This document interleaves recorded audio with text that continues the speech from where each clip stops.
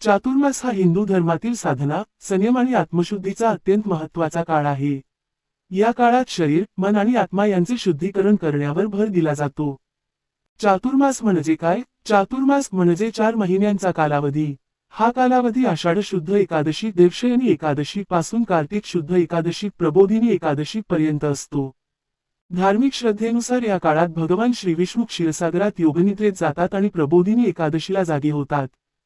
चातुर्मास का पाळावा? एक आध्यात्मिक प्रगती. या काळात जप, तप, ध्यान, नामस्मरण, ग्रंथवाचन आणि देवपूजा केल्याने मन शांत होते आणि भक्ती वाढते.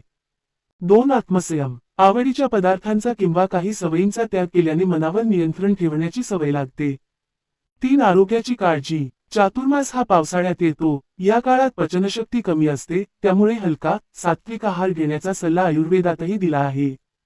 4 पुण्यप्राप्ती. धर्मग्रंथांनुसार या काळात केलेले दान, जप, व्रत आणि सेवा यांचे पुण्य अधिक फलदायी मानले जाते.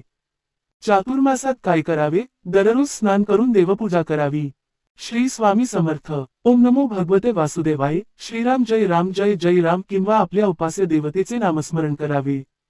भगवद्गीता, रामरक्षा, विष्णू सहस्रनाम, श्रीमद भागवत, ज्ञानेश्वरी किंवा गुरुचरित्र यांचे वाचन करावे.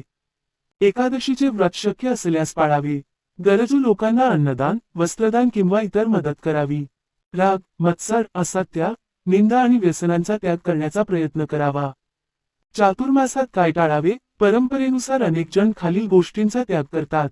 कांदा, लसूण, मांसाहार, मद्य व तंबाखू, अति तिखट, तळलेले किंवा जड अन्न, अनावश्यक वादविवाद आणि नकारात्मक वर्तन. काही जण 4 महिन्यांसाठी वेगवेगळे नियम पाळतात, जसे की एखाद्या विशिष्ट पदार्थाचा त्याग किंवा एखाद्या आध्यात्मिक संकल्पाचे पालन. चातुर्मासाचे महत्त्व. शास्त्रात म्हटले आहे की या काळात केलेली भक्ती, जप, तप आणि सेवा यांना विशेष महत्त्व आहे. त्यामुळे अनेक संतांनी चातुर्मासात नामस्मरण, सत्संग आणि सदाचार यावर भर दिला आहे. चातुर्मासाचा खरा संदेश. चातुर्मास म्हणजे फक्त उपवास किंवा काही पदार्थ न खाणे नव्हे.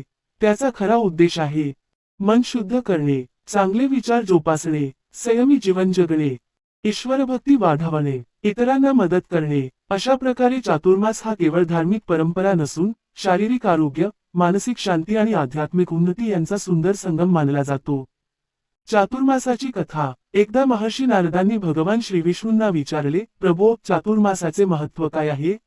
या 4 महिन्यांत भक्तांनी विशेष साधना का करावी? तेव्हा भगवान विष्णू म्हणाले, आषाढ शुद्ध एकादशीपासून मी योगनिद्रेत जातो आणि कार्तिक शुद्ध एकादशीला जागा होतो. या काळात देवताही संयम, तप आणि धर्मपालनाला महत्त्व देतात. म्हणून जो भक्त श्रद्धेने नामस्मरण, जप, दान, पूजा आणि सात्विक आचरण करतो, त्याच्यावर माझी विशेष कृपा होते. याच काळात एक गरीब शेतकरी राहत होता. त्याच्याकडे धन नव्हते, पण श्रद्धा मात्र अपार होती. चातुर्मास सुरू होताच त्याने संकल्प केला की रोज पहाटे उठून स्नान करायचे, ओम नमो भगवते वासुदेवाय या मंत्राचा जप करायचा आणि शक्य तितक्या लोकांना मदत करायची. 4 महिने त्याने अत्यंत प्रामाणिकपणे हा नियम पाळला. चातुर्मास संपल्यानंतर त्याच्या जीवनात हळूहळू सुख, समाधान आणि समृद्धी येऊ लागली. त्याला समजले की खरे धन म्हणजे श्रद्धा, सदाचार आणि ईश्वरभक्ती. या कथेतून संदेश मिळतो की चातुर्मासाचा खरा अर्थ केवळ उपवास किंवा काही पदार्थांचा त्याग नसून मन शुद्ध करणे, संयम पाळणे, इतरांशी प्रेमाने वागणे आणि ईश्वराचे सतत स्मरण करणे हा आहे. अशी भक्तीच माणसाला अंतःकरणातील आनंद आणि ईश्वरकृपा प्राप्त करून देते. चातुर्मास पाळण्याची प्रमुख कारणे. मन आणि इंद्रियांवर संयम ठेवण्यासाठी, नामस्मरण, जप, पूजा, वाचन आणि सत्संग यांना अधिक वेळ देण्यासाठी, सात्विक आहार घेऊन शरीर व मन शुद्ध ठेवण्यासाठी, वाईट सवयी आणि विकारांचा त्याग करून चांगले संस्कार अंगीकारण्यासाठी. धार्मिक मान्यतेनुसार या काळात भगवान विष्णू योगनिद्रेत असतात, त्यामुळे भक्तांनी अधिक भक्ती, दान आणि पुण्यकर्म करावे असे सांगितले आहे.